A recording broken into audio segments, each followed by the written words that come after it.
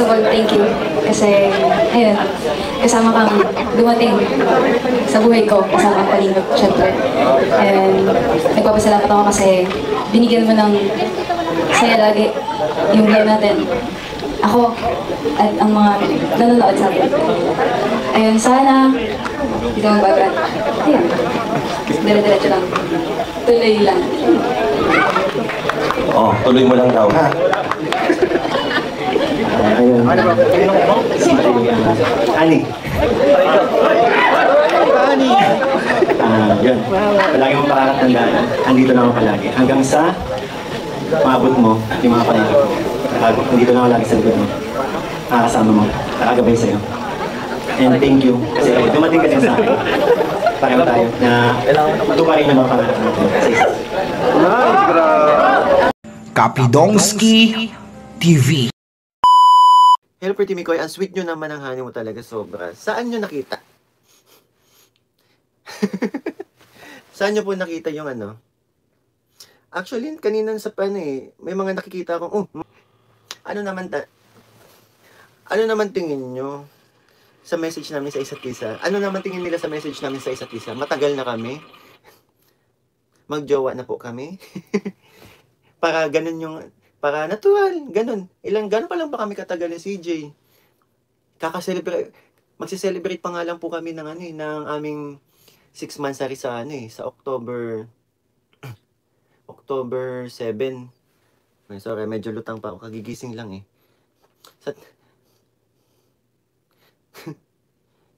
Hindi, siguro masyadong nabitin lang yun sa namin, sa message namin sa isa't isa. 'Di ba? May konti lang tayo may konting bulong lang ba? Tsaka bago sila nagsalita si Rab na message lang na di gaano sweet, iwas bash kasi yun, kaya kita mo yung pagpipigil, pero kita sa mata nila. Alam nyo yun, ang hirap kayang mauna mag-message. Kasi sa amin sa amin magsisimula yung ba? 'Di ba? Wala kaming idea. Hindi namin alam po na nabigla po kami sa lahat, na bigla kaming hinga ng mga messages, 'di ba?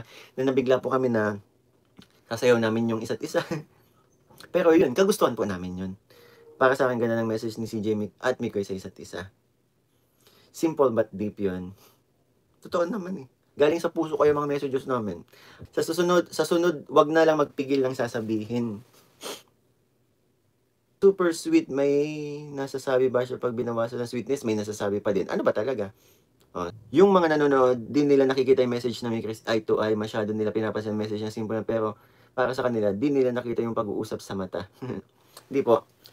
Ang din kasi nito is yung nauna nga po kami, so wala kaming idea kung paano namin ipaparating yung 'di ba? Kasi kilala nyo po kami sa kilala nyo kami sa pagiging kuwela, sa pagiging kung paano kayo magsalita sa isa't isa. Kaya yon, sinimplihan, kumbaga sinimplihan lang po natin. Simple but rock. Ika nga.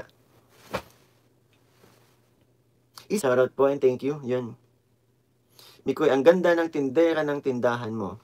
Hindi ko tindahan yon, pero yung tindera sa tindahan ang ganda talaga. Sabi ko nga sa post ko, nakakabighaning. Nilang ako dito sa ilo. Patay. Sabi ko doon sa tindera ko sa post ko. Tindera ko. Nadulas na naman. Sabi ko doon sa tindera sa post, nakakabighani ang, 'di ba? Ate, yung yung panahon din nakisama kaya nasa isang lang kami. Nasa isang pwesto lang kami doon, nag-uusap lang kami. Sabi, yung mga syempre nagbabasa din ako ng feedback na sabi ba't daw ang iksi, ba't daw kulang ang eksena, ba't daw kulang ang ganito. Minsan nga may nabanggit na din yung ibang supporters na nasasapawan na daw kami. Which is hindi po totoo yun na nagkataon lang talaga na yung panahon ng time na yun ay hindi nakisama sa amin kasi po 'di ba doon ang location namin sa farm po. Kung Banat Mikoy, oo. Ang hirap na kayo mag-isip. May new TikTok kayo, wala po eh. Pahinga muna kasi may naman eh. Ang TikTok po namin ay pag nagti-TikTok po kami ni CJ kapag kami po ay nami-miss ninyo, 'di ba? Yun po yung purpose ng pag-video namin ni CJ. Pero hindi po hindi ibig sabihin every time na magkikita po kami, magti-TikTok kami. Yun po ay kumbaga, pampapawi ng pagka-miss po sa Mikiris, yung pagti-TikTok namin ni CJ. Yun po talaga yung pinaka-purpose nun. So, dahil meron naman po kaming vlog ngayon, hindi muna po kami nag-TikTok. Bilis talaga ng panahon. Nung last na upload ng Migris 5th Mansari, ngayon, next upload 6 Mansari na, di natin namamalay. Mamaya mag-anniversary na ng Migris. True. Ang bilis ng panahon. Tsaka parang ano lang, parang kailan lang. Pero kung ano, sobrang ano na, yung pagkakakilala namin ni CJ sa isa't isa, alam nyo yun. Ano na talaga, parang tagal na namin magkakilala. Nakakatuwa nga.